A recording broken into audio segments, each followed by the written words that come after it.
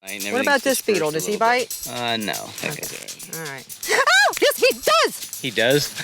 Today, on This American Land, you can travel for hours without seeing a cell phone tower or a paved road. Rafting down wild and rugged Gunnison Gorge is a real adventure. It's so beautiful, and it's one of a kind. It was one of the most dramatic natural disasters in the last century. Now, some surprising natural recovery near Mount St. Helens. Seemingly insignificant organisms play an extraordinarily important role.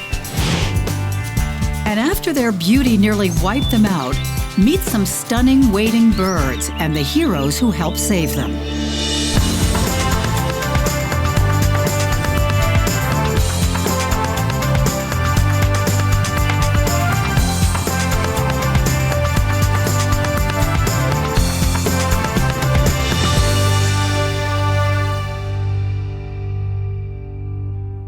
Funding for This American Land provided by the Weiss Foundation, the Turner Foundation, the Daniel K. Thorne Foundation, the Pew Charitable Trusts. Hi, and welcome to This American Land. I'm Bruce Burkhardt. And I'm Caroline Ravel.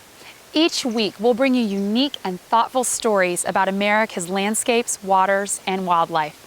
We have stories you won't see anywhere else. We have reporters across the country looking for people with stories to tell about what's happening to our natural heritage, what we should all know about what's being done, and what needs to be done to protect our natural resources for the future. Like this story coming up on a rugged western playground in Colorado, a place not known to many outside the state. Whether you like to hike, fish, raft, or mountain bike, Colorado's Gunnison Gorge is both pristine and protected.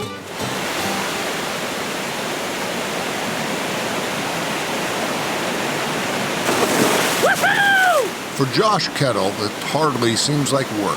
From May through October, he is a river guide on Colorado's Gunnison River, piloting an inflatable raft through the Gunnison Gorge Wilderness, located in the heart of the 63,000-acre Gunnison Gorge National Conservation Area. It's so beautiful, and it's one of a kind. There's no other canyon like it in the United States. Just very wild, rugged. The river is just amazing. Tons of fish, wildlife. Just a great way to relax. Gold medal trout fishing beneath sheer granite cliffs, Whitewater. Wildlife and spectacular vistas, Gunnison Gorge exists as it has for millennia. Unlike its neighbor to the east, Black Canyon of the Gunnison National Park, Gunnison Gorge is remote and undeveloped. Getting here is not easy, but it does have its benefits. It takes enough planning and a little bit of effort that I think it keeps it from getting overcrowded. The fact that you can go for hours and hours and hours and not see any man-made construction, any other power lines or these kind of things or roads running through here, it's truly a canyon that hasn't changed in eons. Rafting and fishing the inner gorge of the Gunnison River is just one of many options for outdoor recreation within the conservation area. This area was designated as multi-use public land. It's a true Colorado playground, offering easy access activities as well. ATVing, horseback riding, mountain biking, hiking, plus fishing, and if they bring a boat, throw in a boat as well.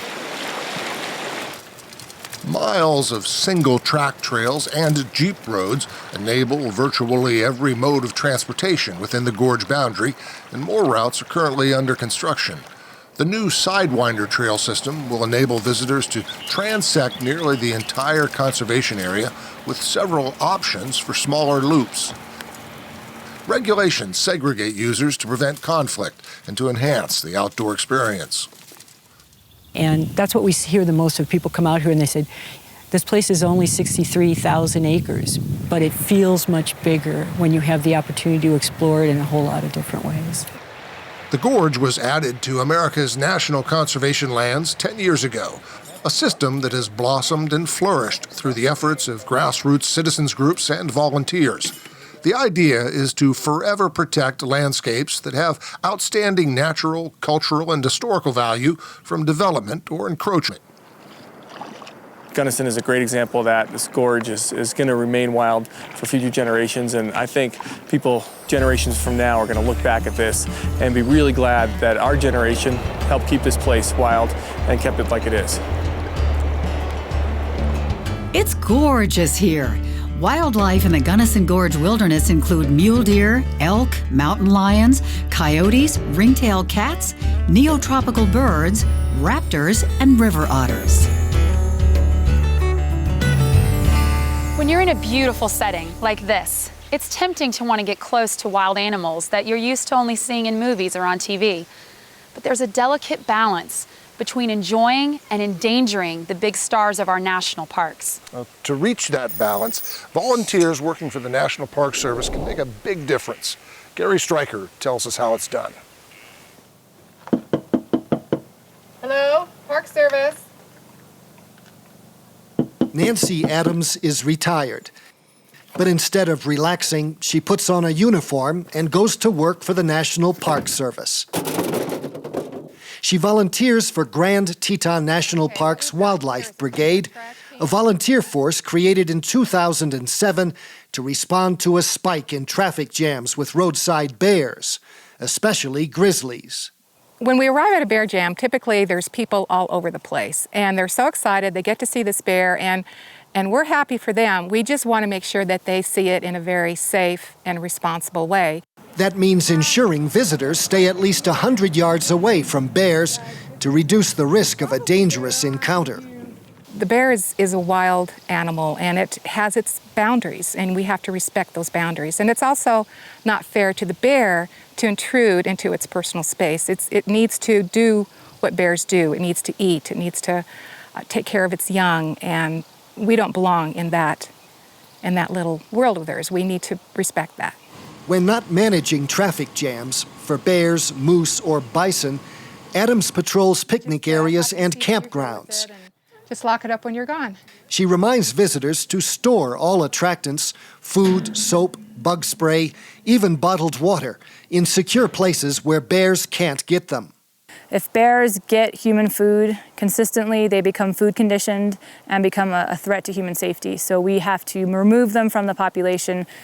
That means killing the bear or sending it to a zoo or research center because fed bears often get aggressive toward people.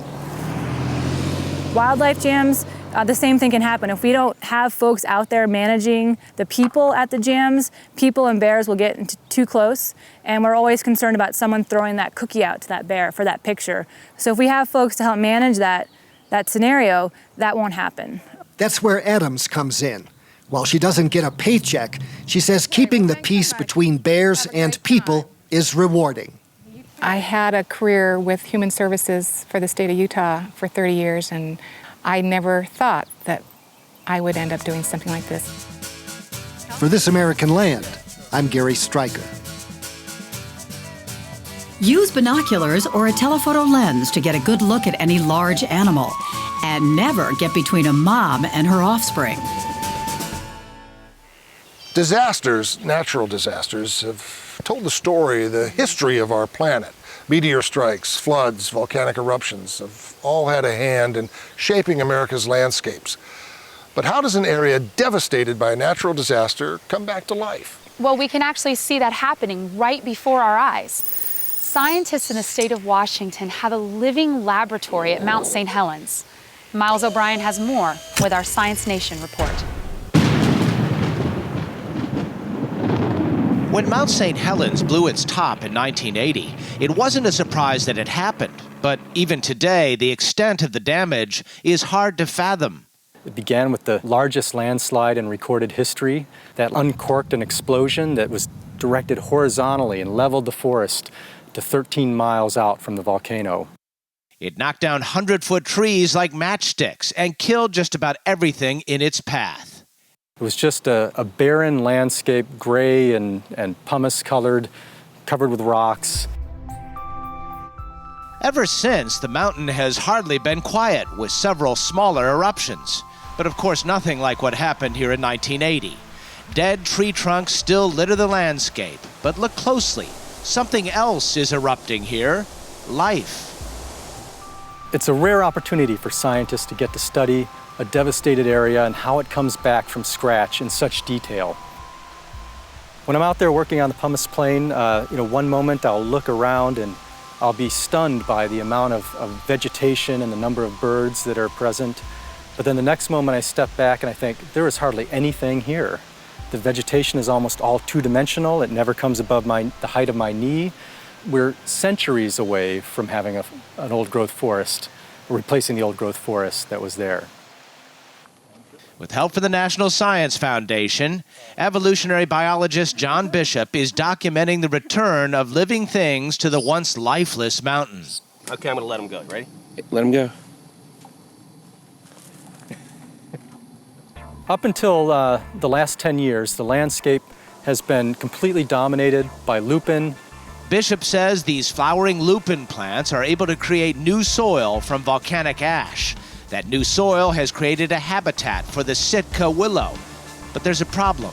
One of the things we've realized about these willows is that they're not getting big.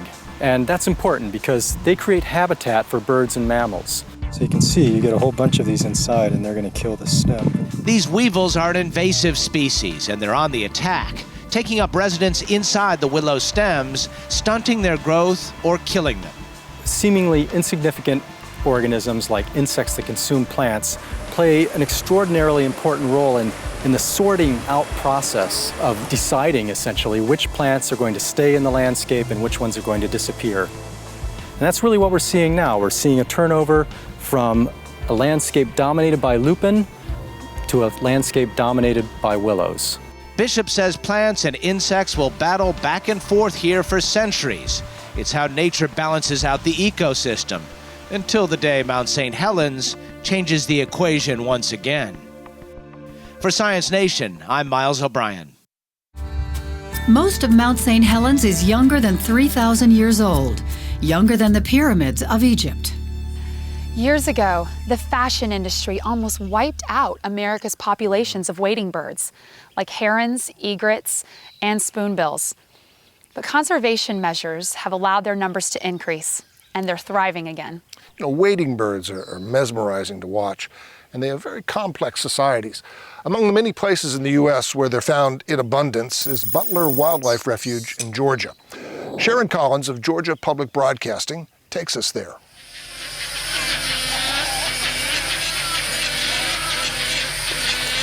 We begin in a rookery, a place where birds gather to find a mate and raise their young. The almost deafening noise comes from adults looking for a partner and chicks begging for attention. Think of this as an apartment complex of sorts. There's the pregnant lady on branch 3A. The tri-colored heron picks at her nest like a mother-to-be preparing a nursery. She rolls her eggs around to keep membranes from sticking to the shell and distribute the heat. Upstairs, you have the newlyweds. This is wood stork love. That bill-to-bill tap is like an engagement ring. Despite the fact that there are plenty of trees, for some unknown reason, this spot is prime real estate for a nest.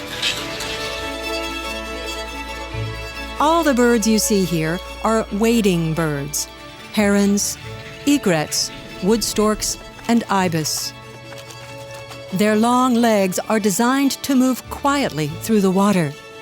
They depend on wetland areas for fish, and their eyes are positioned to focus straight down those long bills, which they use like a dagger.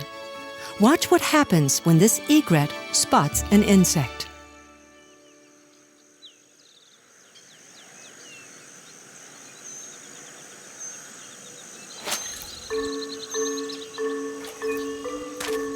Biologist Brad Wynn has spent a lifetime studying these birds. He believes the only way to protect them is to get us to understand their connection to these wetlands. So I just wanted to stop in here and show you some of the fish that these birds have been feeding on. Are you sure the alligators aren't going to get us? No, but I'm bigger than you are, so you'd be the bait. Oh, thanks. This is the Butler Wildlife Refuge near Darien, which lies between Savannah and Jekyll Island. From afar, the refuge may look like a flat, muddy, overgrown piece of land. You have to get up close to see the diversity of life. So this is the richness of a wetland, and this is what the wetlands produce. And you can imagine when this water dries down, and hundreds of thousands and millions of these fish concentrated in a pool, and you don't want to get bitten by this guy, these little diving beetles. What about this beetle? Does he bite? No, that guy's all right. All right. Wow. Oh, yes, he does! He does? I didn't know he bit. Really? He got you? Yay, biologist! You get all that? Fortunately, Wynn knows his birds better than his bugs. All wading birds are after the same thing, but each bird has a slightly different way of eating, especially the roseate spoonbill. As they're going back and forth, they can eat very tiny, minute shrimp and fish in the water. And that bill is like a couple of big spatulas, and it's sifting through the water. And they're very sensitive to touch, and they will clap that bill shut very quickly when they feel something in there. Wood storks, the only storks commonly found in the U.S., eat mostly small fish like minnows. Their bills are so sensitive, they don't need to see their prey. They grope through murky water, and the bill snaps shut when it senses movement. You may also notice the occasional alligator swimming by. Strange as it may seem, that's one of the reasons wading birds build their colonies over water. Alligators are like bouncers in a nightclub. They keep raccoons from climbing the trees. But if the water dries up and the alligators leave, raccoons will eat the eggs and kill the chicks. Now, what once appeared to be a muddy field takes on new meaning. This is what people would call wasteland, or have in the past, before we really knew what was going on. This is a nice wetland area. You see the vegetation coming up in here, and it's flooded, and life is just pumping out of this place. All wading birds are exquisite any time of year. But during mating season, these birds grow special breeding plumage and transform into something magical. The plumage on egrets and herons is simply stunning. So much so, it almost led to their extinction.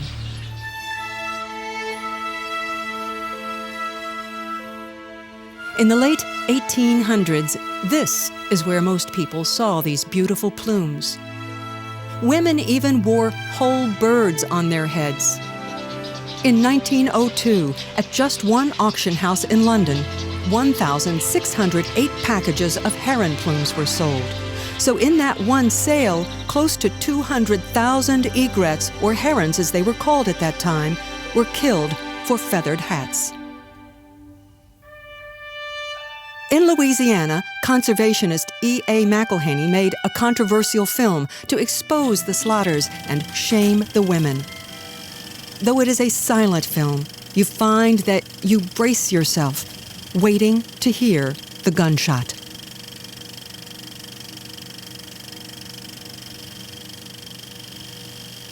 As that film was shown to members of Congress, women's clubs, and in rented theaters, the love affair with plumed hats began to sour. Meanwhile, in Boston, Harriet Hemingway was outraged when she read about the slaughters. She began holding tea parties, urging women to give up their hats and men to change the laws. So Harriet Hemingway in Boston became really concerned about the status of birds and what was happening, and brought together a number of women in Boston area to create the initial National Audubon Society, and really created the movement that has been sustained to today. But now there is a new threat: loss of habitat. Wading birds are dependent on forested wetlands for nesting, and much of that land is privately owned. Though we tend to think of them as coastal birds, great blue herons breed across the United States. The danger for any rookery is human disturbance. Herons will not tolerate much interference, or they will abandon their nests and leave the young. These are living on a 300-acre parcel of land owned by Ron Orr. He has already taken steps to protect the rookery. As far as that section of the property, it will never be developed. I mean, we're obligated, that's in the deed. We will never develop that. According to the EPA, over half of the nation's original wetlands have been drained or converted to other uses. Georgia lost about 22% of its forested wetlands between 1974 and 2005. Even so, that's far less than most states have lost, which may be why Georgia has become home to an increasing number of wading birds.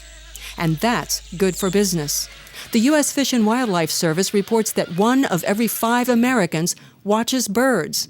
Those bird watchers contributed $36 billion to the nation's economy in 2006. Branch that see, yes, and look at his color, isn't that beautiful? Because the state of Georgia has protected its barrier islands and set up management areas like the Butler Wildlife Refuge, there are lots of birds to see. Imagine losing this face. It was close.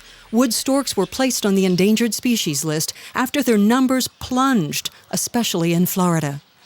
This came at a time when hundreds of thousands of wetlands were being drained. But these birds need more than freshwater wetlands. Wading birds also use this saltwater marsh.